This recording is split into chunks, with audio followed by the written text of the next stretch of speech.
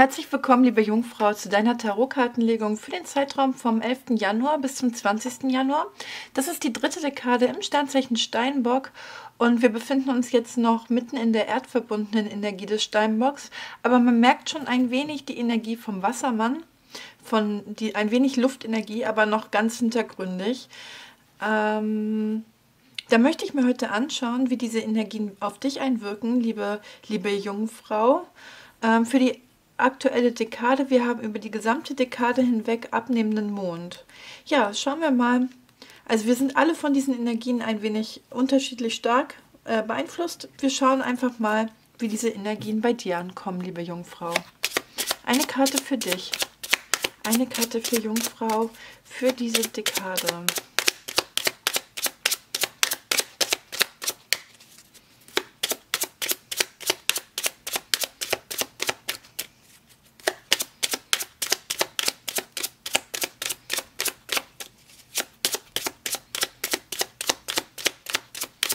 Sehr introvertierte Energien.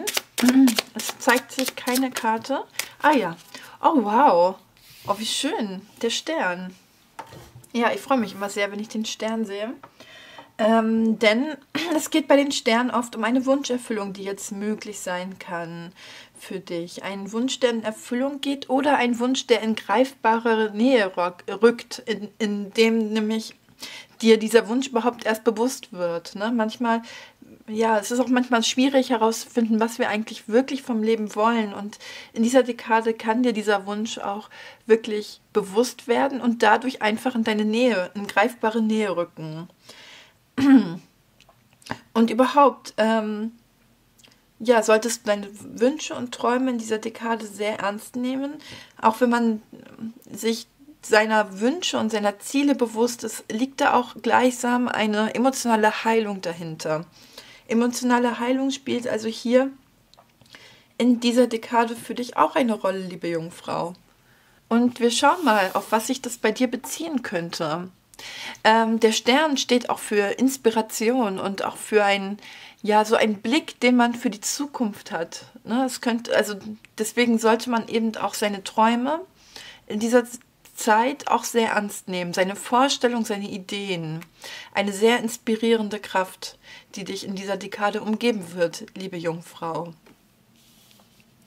Okay, und tatsächlich, bist du auf der Suche, ja, du bist auf der Suche nach einem Seelenanteil von dir. Du möchtest etwas hervorkommen lassen, kreative neue Ideen, ein Wunsch aus der Vergangenheit, um den es hier vielleicht geht, ein Wunsch aus deiner Kindheit oder Jugend, den du schon länger nicht mehr genug Aufmerksamkeit geschenkt hast und der jetzt sich aber wieder neu zeigen möchte. Und du möchtest das auch, du bist da auf der Suche nach dir selbst. Bist auch bereit, dich darauf einzulassen, und tatsächlich könnte es für dich wichtig sein, sowas wie, ja, so eine kreative Kraft zuzulassen, in Form von Spieltrieb, von Leichtigkeit, von kindlicher Naivität. Und dafür musst du dich von einigen Altlasten lösen, von Themen, die dich in deinem kreativen Potenzial, von deiner Leichtigkeit immer abgehalten haben. Das könnten Sorgen sein oder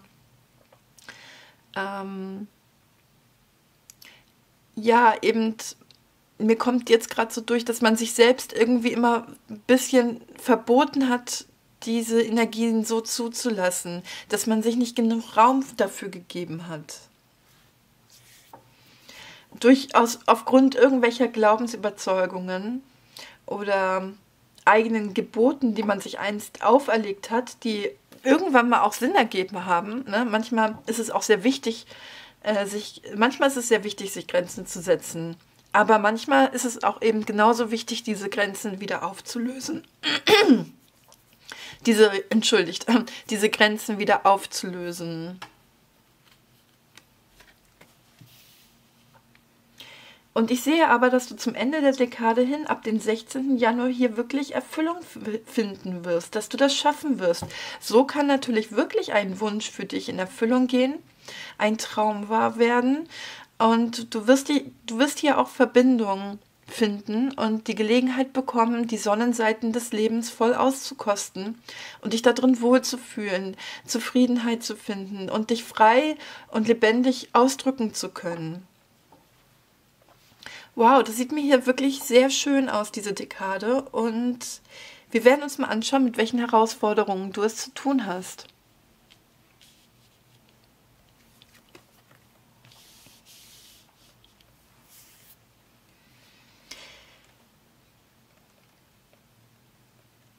Ja, um dich herum gibt es eine gewisse konfuse Energie, eine gewisse Unordnung. Es könnte sein, dass du ziemlich viel Stress auf der Arbeit hast und viele Leute etwas von dir wollen, aber diese Konfusion könnte auch in einem anderen Bereich in deinem Leben sich widerspiegeln. Ja, zum Beispiel, dass es in deiner Familie, in deiner Beziehung oder in deinem Freundeskreis irgendwelche Probleme, dass die anderen Menschen irgendwelche Probleme haben und du davon irgendwie indirekt betroffen bist.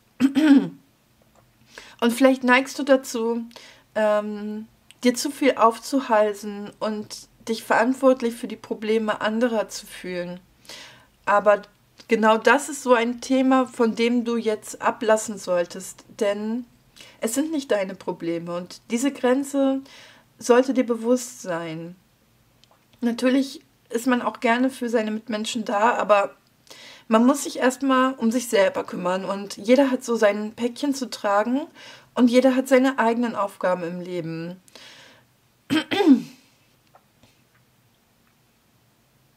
Ja, manchmal führt diese Energie auch dazu, dass kleinere Hindernisse in den Weg gelegt werden, die aber eigentlich keine so großen Auswirkungen haben und auf die man sich gar nicht erst einlassen sollte. Also versuche einfach bei deiner Energie zu bleiben und so zu agieren, wie du es für richtig hältst. Und da gelassen durch diese Konfusion durchzugehen. Das können halt auch Falschinformationen sein oder Gerede. Lass dich hier von nichts abhalten oder lass dich nicht ablenken von dieser Energie. Ja, das fällt dir in dieser Dekade tatsächlich ein bisschen schwer, aber das ist die Challenge. Gedanken. Die Gedanken sind gerade zurzeit nicht so wirklich auf deiner Seite und vielleicht ist es genau das Thema, wovon du dich lossagen solltest. Wenn in Gedanken könntest du dich schnell in negativen, pessimistischen Denken verstricken. Und hier sehe ich halt auch immer wieder die Sorge davor, dass du in irgendeiner Form scheitern könntest, dass du irgendwas verlieren könntest. Pessimistische Gedanken kommen mir hier rauf und das immer wieder durchdenken von den Punkten in seinem Leben, den Bereichen seines Lebens, mit denen man nicht zufrieden ist. Vielleicht auch so ein stärkerer Hang als sonst zum Perfektionismus, dass man immer wieder die Punkte überlegt, mit denen man unzufrieden ist. Wenn du dich in so einem Gedankenmuster befinden solltest, dann kann ich dir nur empfehlen, oder die Karten empfehlen es dir, dass du hier loslässt und die Gedanken sein lässt und dich auf anderen Ebenen, auf die anderen Ebenen konzentrierst. In der Vergangenheit, du hast nämlich jetzt sehr viel Kräfte, in der Vergangenheit hast du sehr viel Kraft aufgetankt, Stärke aufgebaut und dich für diese Zeit jetzt ein wenig gerüstet. Ich glaube, du konntest auch schon ein bisschen erahnen, dass es jetzt eine stressigere Zeit wird und hast halt hier wirklich sehr viel Stärke aufgebaut. In diesem Prozess kamen dir auch interessante neue Impulse, die deine Begeisterung deine Aufmerksamkeit an sich gezogen haben, ne? Die sich begeistert haben, aus denen du jetzt in Zukunft vielleicht auch etwas mehr machen kannst, aber jetzt aktuell irgendwie glaubst du nicht selber im Moment nicht daran. Deine pessimistischen Gedanken stehen dir diesbezüglich ein wenig im Weg. Aber eigentlich hast du sehr viel Kraft und Energie. Jetzt geht es halt darum, diese Energie auch gut einzusetzen. Ja, auf der emotionalen Ebene läuft alles zum Beispiel sehr, sehr gut. Und du hast einen stabilen Freundeskreis. Deine soziale Situation ist sehr fest. Auch deine Emotionalität gibt dir aktuell sehr viel Halt und sehr viel Geborgenheit. Es fühlt sich alles sehr sicher an um dich herum. Und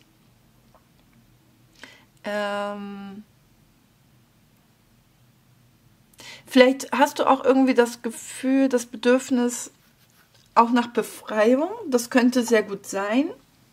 Aber trotzdem, es ist hier sehr viel um dich herum, was dir Sicherheit und Geborgenheit schenkt. Und es ist jetzt vielleicht ein guter Zeitpunkt, diesen Bereichen in deinem Leben Aufmerksamkeit zu schenken und diesen Bereichen auch Wertschätzung und Dankbarkeit gegenüber, also zu zeigen. Und so kommst du dann auch eher auf diese emotionale Ebene und weg von dieser Gedankenebene, die im Moment nicht unbedingt gut für dich ist, sag ich mal so. Ne? Also, man kann aus jeder Energie etwas machen, aber trotzdem sollte diese Ebene der Gedanken mit Vorsicht genossen werden.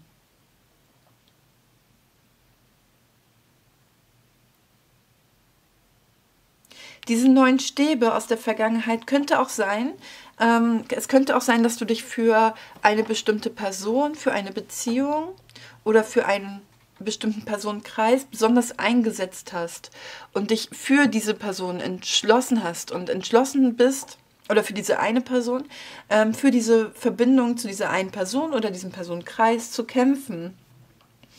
Dann wirst du hier auch erleben, dass diese Verbindung sehr, sehr positiv sich weiterentwickelt und gut läuft. Und da findest du auch Sicherheit und Halt.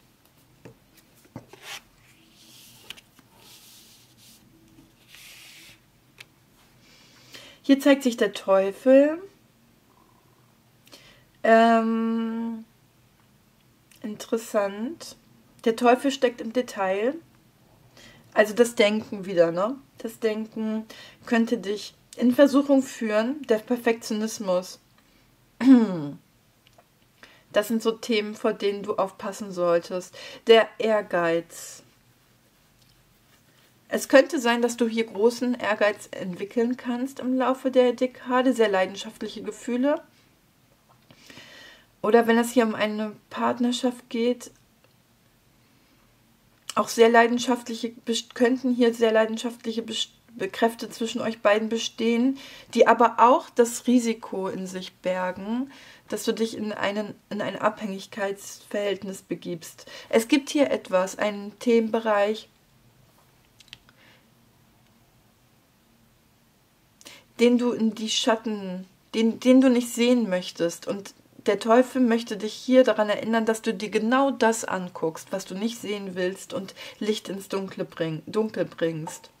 Und auch diese Themen, diese Seelenanteile von dir, die im Schatten sich befinden, dass du auch diese annimmst und so zu einer Vollständigkeit kommst. Auf diese Art und Weise kannst du sehr viele intensive Energien entfesseln. Ja. Ja, du bist hier schon in einen sehr starken Hin und Her. Aber die emotionale Seite läuft bei dir sehr, sehr gut. Du kannst dich auf deine Emotionen sehr verlassen. Deine Emotionen sind im Moment irgendwie gereinigt. Deswegen versuche diese Gedankenebene zu verlassen und vielleicht diese Schattenseite eher zu erfühlen. Hier die 6 Kelche in der nahen Zukunft, eine Energie, die besonders zwischen den 11. und 16. Januar präsent ist.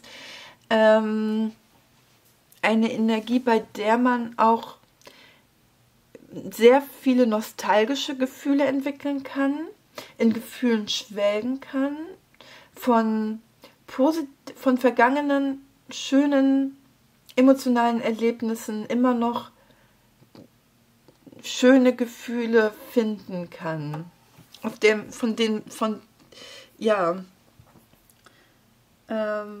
Diese vergangene, schöne, emotionale Situation, die gibt dir jetzt immer noch sehr viel Positivität.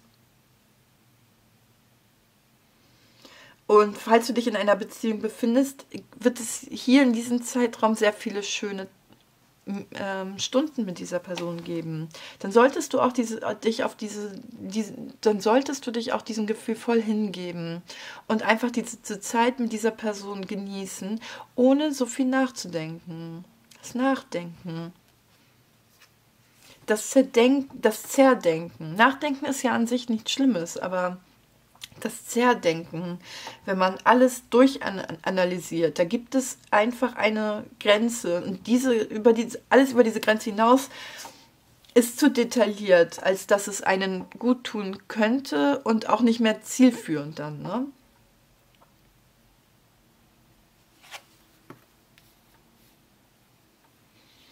Die Prinzessin der Schwerter. Die Prinzessin der Schwerter ist verweist entweder auf dich oder auf eine Person in deiner Umgebung. Manchmal ist es auch wechselwirkend. Die Prinzessin der Schwerter ist eine Luftperson. Ist also jetzt erstmal nicht deine Energie, denn du bist ein Erdzeichen. Du bist Erde. Aber von allen Erdzeichen hast du am meisten Luftenergie. So gesehen passt diese Karte doch auf eine Art zu dir. Aber vielleicht hast du es auch mit einem Luftzeichen zu tun. Wassermann, Waage oder Zwilling. Diese Person muss aber nicht unbedingt diese Sternzeichen haben, aber vielleicht aktuell von dieser Energie besonders umgeben sein. Wenn das eine externe Person ist, dann motiviert diese Person dich sehr im Moment zu diesen Schritten, die hier vor dir liegen. Aber ich sehe halt tatsächlich dich auch sehr in dieser Energie. Ne, durch diese Schwerter. Und die Prinzessin der Schwerter ist eine unreife Person. Eine Person, eine jugendliche Person. Eine Person, die sehr viel Ideen hat, sehr viel Träume und Wünsche und einen Blick für die Zukunft. Eine Person, die sehr, sehr viel nachdenkt und sehr wortgewandt ist. Eine Person, die gerne diskutiert und mit Worten spielt. Durch ihre Unreife ist sie aber dann auch manchmal ein bisschen provokativ, ein bisschen unempathisch. Und die Prinzessin der Schwerter kann auch manchmal zu einem Wortgefecht führen.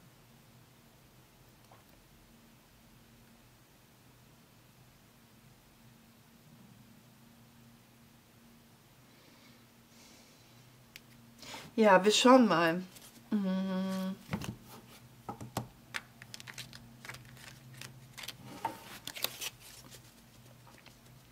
Was denkt die Prinzessin der Schwerter? Was denkt die Prinzessin der Schwerter?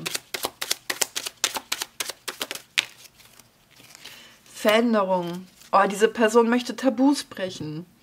Diese Person ist sehr anarchistisch geladen, eine Rebellin, ne, möchte Anarchie. Boah, da ist schon ein hohes Streitpotenzial. Mit dieser Person oder du als diese Person. Aber wenn es nicht das Streiten ist, dann ist es halt der Wunsch, etwas radikal zu verändern.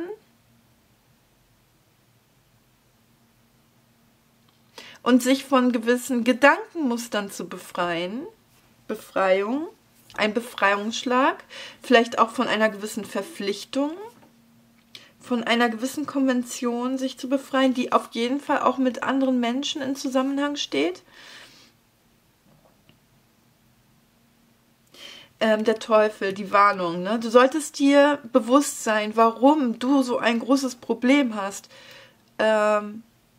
mit dieser Verpflichtung. Und zwar auf einer emotionalen Ebene, ne? Das musst du erfühlen, damit du weißt, was da im Dunkeln liegt. Was sind deine wirklichen Bedürfnisse? Was wünschst du dir wirklich? Was ist dein Herzenswunsch, deine Herzensangelegenheit? Das sind alles Fragen, bei denen es hilfreich ist, dass du sie dir stellst, jetzt in dieser Situation.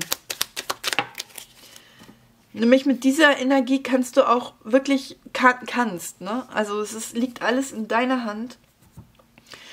Aber du kannst hier richtig super gute, wertvolle Umstrukturierung und Veränderung einleiten. Aber du könntest auch dazu geneigt sein, auch Wertvolles dabei zu zerschlagen. Und das sollte ja nicht passieren. Eine große destruktive Kraft liegt in diesem Potenzial. Aber auch eben eine sehr starke Power, ne? Der Neuanfang. Kreative neue Ideen. Du kannst jetzt hier wirklich etwas zum Guten verändern, wenn du ehrlich zu dir bist und auf dein Herz hörst. Ja, deine Umgebung steht hinter dir. Deine Familie, deine Freunde. Ich sehe hier vielleicht eine berufliche Veränderung tatsächlich. Ich glaube, weil es in deinem Privatleben auf der emotionalen Ebene läuft alles sehr, sehr gut. In deinem Berufsleben läuft irgendwie etwas nicht gut. Und vielleicht ist es für den einen oder anderen von euch wichtig, jetzt den Job zu kündigen. Und zwar genau jetzt. Oder irgendwie ein Projekt zu beenden oder irgendwie etwas auf der Arbeit etwas drastisch zu verändern. Natürlich kann sich das auch irgendwie auf etwas anderes beziehen, ne? Vielleicht ist es in einem Teilbereich eurer Familie so oder Teilbereich eurer Freundschaft, in euren Freundschaften so, dass hier irgend so ein radikaler Schritt notwendig ist. Eine komplette Umstrukturierung, ganz neue Abmachungen, die halt auch irgendwie, wenn man sie einfordert, vielleicht auch zu einem Streit führen könnten. Aber ich sehe vor allem eine berufliche Veränderung und eure Umgebung, eure Familie, eure Partnerschaft, eure besten Freunde werden hinter euch stehen und euch unterstützen und euch auch auf gute neue Ideen bringen. Diese Person kannst du ruhig um Rat fragen. Da gibt es auch eine sehr starke inspirative Kraft, eine Einsicht, eine Weltsicht, die durch eine Kommunikation zustande kommt. Irgendwas Neues ist hier möglich. Ein neuer Gedanke. Das ist natürlich auch die Befreiung von diesen alten Gefühlen, die dich herunterziehen. Ja, eine wirklich spannende Legung hier bei dir. Also da passiert einiges gerade in deinem Leben, liebe Jungfrau. Wir schauen mal weiter. Ja, das finde ich gut, weil du begrüßt diese Veränderung auch, ne? Du leitest sie selber ein. Es ist kein Ereignis, das von außen kommt. Und das ist, finde ich, gut. Das kann sonst nämlich manchmal auch echt unangenehm sein. Aber ich sehe hier, dass du diese Veränderung begrüßt. Dass du selber zum Beispiel, dass du nicht gekündigt wirst, sondern du reichst selber die Kündigung ein und du wirst dich darüber so richtig freuen. Ne? Du klatscht es dann halt so richtig auf den Tisch und sagst, ne, jetzt nicht mehr. Also es muss keine Kündigung sein, aber so ein Bild kommt mir jetzt so durch den Kopf. Ne? Du begrüßt diese Veränderung. Diese Veränderung muss jetzt auch nicht unbedingt in eine richtige Handlung münden. Es kann auch wirklich eine sehr heftige, radikale Einsicht sein. Ne? Das kann ein Gedankenblitz sein, ein Aha-Erlebnis. Etwas, was dir richtig schlagartig klar wird und zu einer Erneuerung deiner Person, deiner Persönlichkeit wird, ne? Sodass du hier freier wachsen kannst und etwas in deinem Leben viel freier ausleben kannst, halt deine Persönlichkeit viel freier ausleben kannst, ne? Und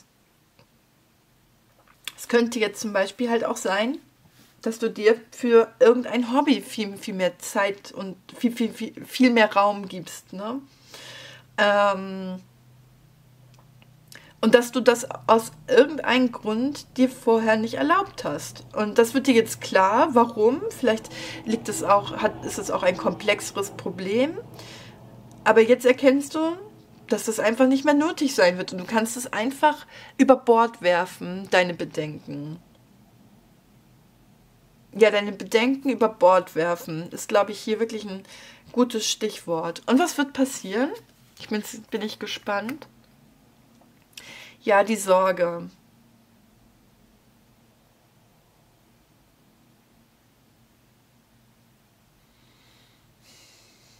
Aber das heißt auch, dass du dich von jemandem oder etwas abwenden wirst.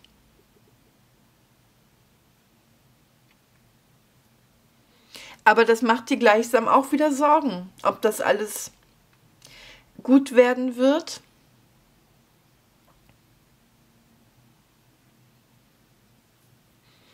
Du machst dir vielleicht auch Sorgen, ob du in der Zukunft genug Geld verdienst, ne? Falls du zum Beispiel kündigst oder irgendwas an deinen Job veränderst.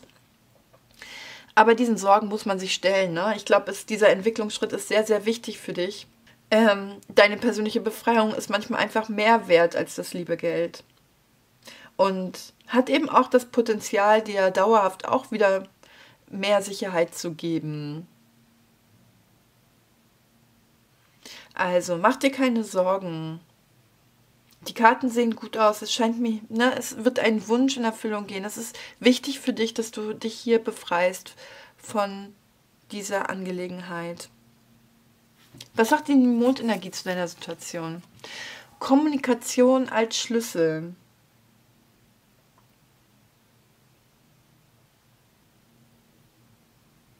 Ja, ich habe ja hier gemeint, der Teufel, also dass diese Kombination das Potenzial hat, wirklich sehr destruktive Züge anzunehmen, ne? Dass man auch Wertvolles mit so einer Energie zerschlagen könnte, ne? Im Eifer des Gefechts. Deswegen glaube ich, diese Karte möchte dich darauf hinweisen, dass es hier eine kommunikative Lösung geben kann, die dir doch am Ende mehr zugutekommt und dir mehr Sicherheit gibt. Glaub an deine Träume und Visionen, ne? Also alles, was du dir vorstellen kannst im Geiste, hat auch das Potenzial, möglich zu sein. Bleiben wir bei dem Bild mit der Kündigung eines Jobs. Und ich hoffe, du kannst dieses Bild an deine persönliche Situation anpassen. Denn natürlich ist deine persönliche Situation ganz anders. Aber die Energien bleiben immer die gleichen, ne? Und ja, bleiben wir bei diesem Bild mit dem Job. Du kannst halt, wie ich das vorhin gemeint habe, ne, einfach zu deinem Chef gehen oder zu deiner Chefin und sagen, hier, ne, ich kündige. Aber vielleicht ist hier noch eine Alternative möglich. Vielleicht redest du hier offen über deine Unzufriedenheiten, diskutierst das offen und schaust dann, ob es nicht doch irgendwie eine interessante andere Lösung geben könnte. Natürlich solltest du in den Themen, die dich wirklich stören und zurückhalten, wirklich kompromisslos sein. Zum Beispiel, du hast ein Projekt auf der Arbeit aufgenommen oder einen Arbeitsbereich, der dich einfach belastet. Und das ist aber eigentlich vielleicht gar nicht deine Aufgabe. Und du hast den aber irgendwann angenommen und musst jetzt diese Aufgabe weiter erfüllen, obwohl es eigentlich gar nicht so zu deinem Aufgabenbereich gehört. Ne, so eine Situation gibt es ja. Dann gehst du zu deiner Vorgesetzten oder zu deinem Chef und sagst, nee, das mache ich jetzt so nicht mehr. Und vielleicht gibt es da eine andere Lösung, sodass man diesen Aufgabenbereich irgendwie verschieben kann. Wenn aber jetzt so diese Person dann zu dir sagt, ja, mach das doch noch mal 3 Monate, dann würde ich an deiner Stelle sagen, mit diesen Energien nein. Ne? Also dann, ne, wenn es hier keine drastische Veränderung gibt. Wenn es hier keine drastische Veränderung gibt, dann ist das nicht die richtige Lösung.